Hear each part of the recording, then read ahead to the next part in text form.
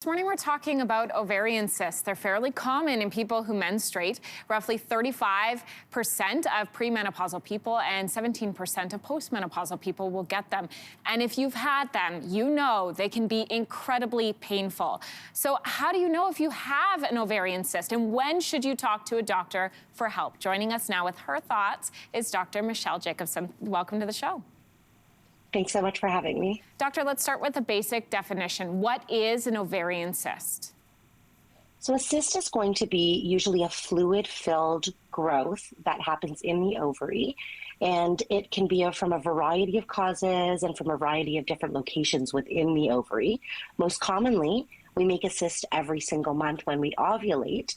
From the follicle that releases the egg, it turns into a cyst that's actually a necessary cyst for carrying a pregnancy.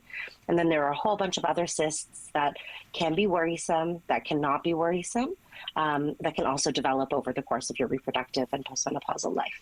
Doctor, we recently saw celebrity Hailey Bieber sharing that she is suffering from ovarian cysts. She documented some of her symptoms, including bloating, for example. What would you say are some of the common symptoms that you could experience? How do you know if you may be suffering from an ovarian cyst?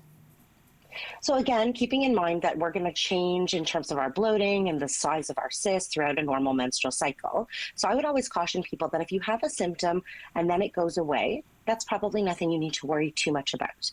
But a symptom that's bothersome, like bloating or acute pain that gets worse over time, that isn't getting better with the usual conservative measures you might undertake, that's going to be worth going and having an investigation to determine the cause of which a cyst might be one of many. What about risk factors? Are there things that make certain people more susceptible to cysts than others? Again, depends on the type of cyst. So people who are known to have endometriosis might very commonly develop an endometriosis cyst, and we call that an endometrioma. And sometimes that's the easiest way to actually diagnose somebody with endometriosis on an ultrasound. Otherwise, some people have an imaging test like an ultrasound and might find a very, very large cyst. It could be filled with fluid. It could be filled with more of a jelly type liquid.